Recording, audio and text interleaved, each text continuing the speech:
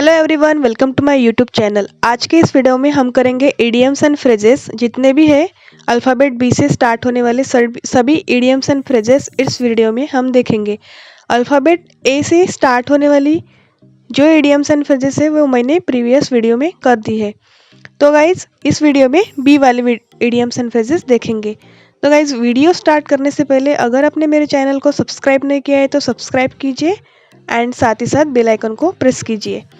तो video start करते हैं। सबसे पहले इडियम्स एंड फ्रेजेस मतलब क्या होता है, मैंने प्रीवियस वीडियो में भी ये बताया था कि क्या होता है, इस वीडियो में भी बता रही हूँ। इडियम्स मतलब मुहावरे रहते हैं, हिंदी में जैसे मुहावरे रहते हैं 9 2 11 होना, इस टाइप से उसको इंग्लिश में भी रहते हैं, तो इसको इडियम्स कहते हैं। एंड फ्रेजेस मतलब वर्ब एंड प्रीपोजिशन का कॉम्बिनेशन मिला के एक नया वर्ड तैयार होता है, उसको हम फ्रेजेस कहते हैं या फिर फ्रेजल वर्ब भी कहते हैं। तो स्टार्ट करते हैं। सबसे पहले स्टार्ट करेंगे इडियम से, मतलब जितने भी इडियम अल्फ़ाबेट बी से स्टार्ट होती है वो सभी देखेंगे। फर्स्ट इडियम है bold from the blue. Bold from the blue, इसका मीनिंग होता है सडन और अनएक्सपेक्टेड शॉक या फिर हैपनिंग। तो मतलब ऐसी कोई भी चीज़ वो एकदम से शॉक दे रही है, वो एकदम से हैपन हो रही है या फिर सडनली आ रही है, तो इस कंडीशन में हम बोल्ड फ्रॉम द ब्लू ये वाली फ्रेज यूज़ करेंगे। तो एग्जांपल देखें इसका, the news of her husband's death in the air crash come to her as a bolt from the blue.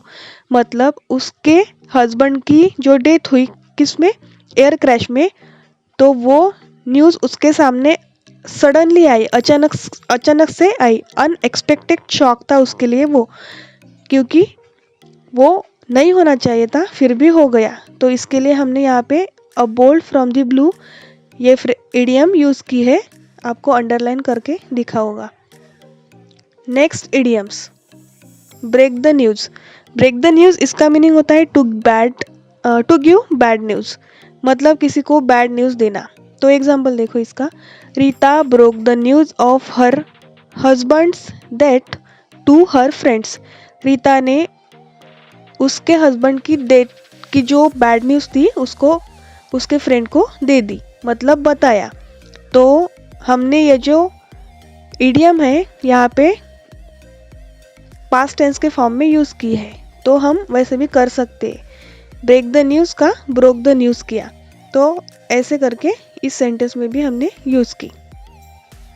Next है बीट डिफाइनेंस। बीट डिफाइनेंस, इसका मीनिंग होता है टू इग्नोर, मतलब किसी की चीज़ या किसी की कोई बात हो वो इग्नोर करना। तो सिंपली एग्जांपल देखो इसका, Rohan beat defiance to his father's wish of becoming a doctor and become an engineer. मतलब रोहन के फादर की विश क्या थी, becoming an doctor, Rohan doctor बने, लेकिन रोहन ने क्या किया, उसके फादर की विश को इग्नोर किया और वो इंजीनियर बना। तो बीट डिफाइनेंस इग्नोर करना, इस सेंस में यहाँ पे हमने यूज़ की है। नेक्स्ट देखो, blow one's trumpet. Blow one's trumpet मतलब टू फ्रेज वन सेल्फ, मतलब किसी की प्रशंसा करना, सराहना करना। तो एग्जाम्पल देखो इसका, Ram likes to blow hard workers trumpet. यहाँ पे वंस मतलब आप लोग किसी का नाम भी लिख सकते हो, तो वंस मतलब हमने यहाँ पे हार्ड वर्कर का नाम लिख दिया। तो Ram's like to blow hard workers trumpet, मतलब राम को हार्ड वर्कर की सराहना करना, प्रशंसा करना अच्छा लगता है। नेक्स्ट देखो, beat the air. Beat the air, इसका मीनिंग होता है टू मेक यूजलेस एफर्ट्स, मतलब किसी के साथ बात करते हुए हम फिजूल के एफर्ट्स लगाते हैं।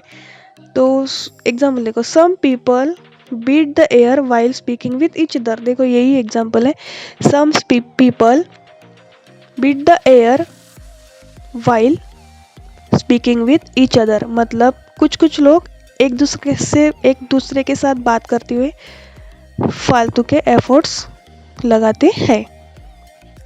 नेक्स्ट है be in bad books. Be in bad books, इसका मीनिंग होता है आउट ऑफ फेयर, मतलब सभी लोग एक चीज़ के फेवर में हो और हम कोई एक दूसरा उसके आउट ऑफ फेवर में, मतलब उसके फेवर में नहीं हो, तो हम इस ऐसे कंडीशन के लिए बी इन बैड बुक्स ये वाले इडियम यूज करेंगे। तो इसका एग्जाम्पल देखो, my mother still in the bad books in this serious matter. मतलब मेरी माँ इन दिस सीरियस मैटर, मतलब इस सीरियस मैटर में भी मेरी माँ आउट ऑफ फेवर में है, मतलब इस मैटर के फेवर में नहीं है। तो इसके लिए हमने बैड बुक्स ये इडियम्स यूज की है। नेक्स्ट है bitter pill to swallow. Bitter pill to swallow, इसका मीनिंग होता है समथिंग और someone very difficult to accept. मतलब कोई चीज़ हो वो एक्सेप्ट करने के लिए बहुत ही डिफिकल्ट हो, मतलब वो एक्सेप्ट ही नहीं हो रही हो। फॉर एग्जाम्पल देखो, not finding his name in selection list was a bitter pill to swallow for him. मतलब देखो, अभी रिजल्ट लगा तो रिजल्ट के फाइनल लिस्ट में उसका नाम नहीं मिला, तो उसके लिए ये बहुत डिफ़िकल्ट चीज़ थी एक्सेप्ट करने के लिए। मतलब उसको ये एक्सेप्ट ही नहीं हो रहा था कि मेरा नाम इस लिस्ट में नहीं है। तो ऐसे करके हमने ये वाली इडियम्स इस सेंटेंस में यूज़ की। नेक्स्ट है बिग चीज़। बिग चीज़, इसका मीनिंग होता है अ पावरफुल और इम्पोर्टेंट पर्सन। मतलब कोई पर्सन हो, बहुत पावरफुल हो और बहुत इम्पोर्टेंट हो, तब इस सेंस में हम बिग चीज़ ये इडियम यूज़ करेंगे। तो एग्जाम्पल देखो, my mother is a big cheese in my family. मेरे फैमिली में मेरी mummy powerful and important person है। Next black and white. Black and white, इसका मीनिंग होता है इन राइटिंग। मतलब राइटिंग के सेंस में राइट कर रहे हो हम, तब ये फ्रेज हम यहाँ पे यूज़ करेंगे। एग्जाम्पल है इसका, Ram ask him to submit his application in black and white. Ram ने उसको पूछा कि मैं मेरा अप्लीकेशन ब्लैक एंड वाइट में सबमिट करूं या फिर नहीं।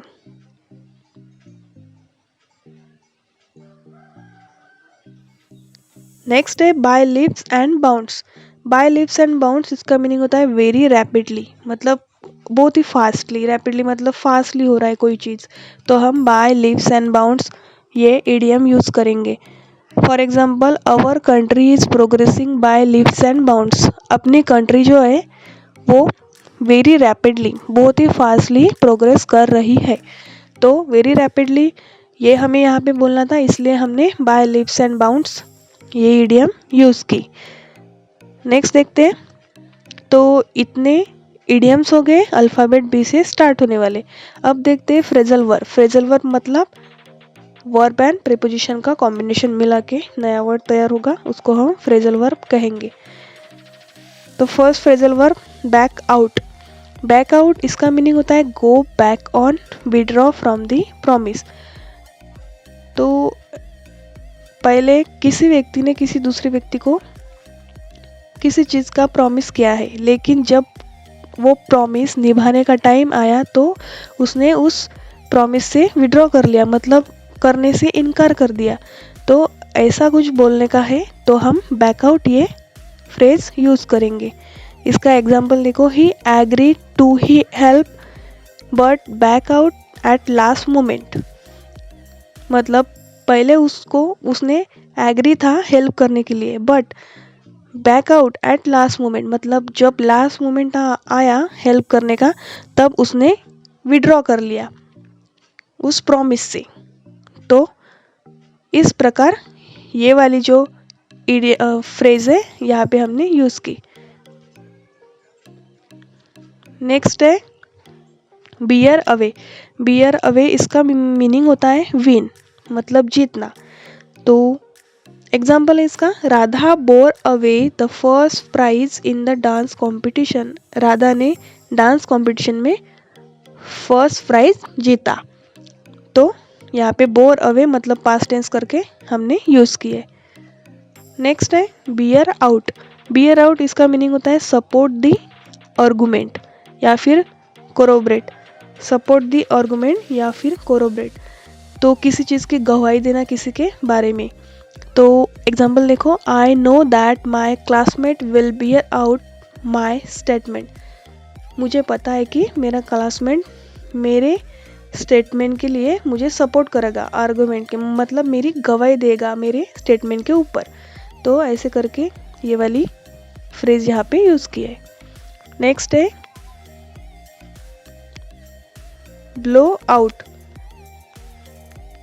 ब्लो आउट इसका मीनिंग होता है एक्सटिंग्विश।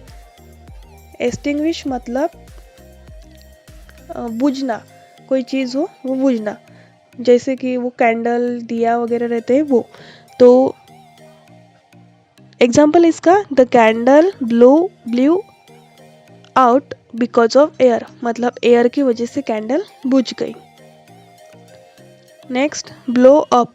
ब्लो अप मतलब एक्सप्लोड या फिर स्टार्ट सडनली, कोई भी चीज़ अचानक से स्टार्ट होना।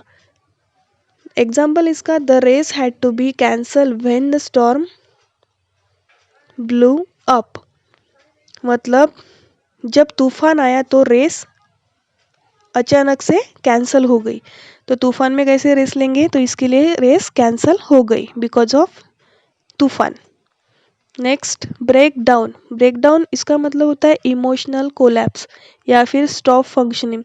कोई भी चीज़ हो वो बहुत ही इमोशनल हो जाए, कोई व्यक्ति या फिर कोई चीज़ जो अपना फंक्शनिंग करना स्टॉप कर दे, तो इस सेंस में हम ब्रेक डाउन ये फ्रेज यूज़ करेंगे। तो एग्जाम्पल देखो इसका after checking his failed UPSC result he broke down. उसने उसका यूपीएससी का रिजल्ट देखा, वो रिजल्ट में फेल हो गया, तो वो क्या हो गया, ब्रोक डाउन हो गया, मतलब इमोशनल हो गया, कुछ भी समझ में नहीं आ रहा था, एकदम स्टॉप हो गया वो। तो इस सेंस में हम ब्रेक डाउन, उसका हमने पास्ट टेंस ब्रोक डाउन ये फ्रेज यहाँ पे यूज़ की है। नेक्स्ट है ब्रेक इनटू। ब्रेक इनटू इसका मतलब होता है एंटर बाय फोर्स, मतलब कहीं पे भी हमें जाना हो तो हम फोर्सफुली एंटर करेंगे। तो एग्जाम्पल देखो the robbers broke into his house last night, मतलब रॉबर्स जो है चोरी करने के लिए आए थे, तो वो उसके घर में फोर्सफुली एंटर हो गए, मतलब लास्ट नाइट को रॉबर्स फोर्सफुली एंटर हो गए उसके हाउस में। तो यहाँ पे हमने ब्रेक इनटू ये वाली फ्रेज यूज़ की है। Next breakup. ब्रेकअप मतलब टर्मिनेट करना। क्या टर्मिनेट करना, मीटिंग, स्कूल या फिर सेशन, कोई भी ऐसा चल रहा हो तो वो टर्मिनेट कर देना, मतलब ख़त्म कर देना। तो एग्जाम्पल देखो इसका the college will break up next week for summer. College हमारा ख़त्म हो रहा है कब, नेक्स्ट वीक में, फॉर समर के लिए, समर के लिए हमारा कॉलेज जो है ख़त्म हो रहा है। तो यहाँ पे हमने ब्रेक अप ये वाली फ्रेज यूज़ की। नेक्स्ट है ब्रेक अप विथ। अब ब्रेकअप और ब्रेकअप विथ अलग अलग है। ब्रेकअप कब यूज़ करेंगे, जब हमें कोई मीटिंग, सेशन या फिर स्कूल टर्मिनेट करना हो, ख़त्म करना हो। और ब्रेकअप विथ मतलब जो एंड रिलेशनशिप रहते हैं उसको ख़त्म करने के लिए हम ब्रेकअप विथ ये वाली फ्रेज यूज़ करेंगे। तो इसका एग्जांपल है she broke up with her best friend. उसने उसके बेस्ट फ्रेंड के साथ जो भी रिलेशन था वो ख़त्म कर दिया। नेक्स्ट है ब्रिंग आउट। ब्रिंग आउट मतलब एक्सप्लेन द मीनिंग या फिर पब्लिश। अगर हमें किसी चीज़ का मीनिंग एक्सप्लेन करना हो या फिर पब्लिश करना हो तो हम ब्रिंग आउट ये फ्रेज यूज़ करेंगे। इसका एग्जांपल है when teacher asked to explain. जब टीचर ने उसको एक्सप्लेन करने के लिए बोला, she could not bring out the meaning of poem, मतलब वो उस पोएम का मीनिंग नहीं एक्सप्लेन कर पाई। तो उस सेंस में हम ब्रिंग आउट ये फ्रेज यूज़ करेंगे।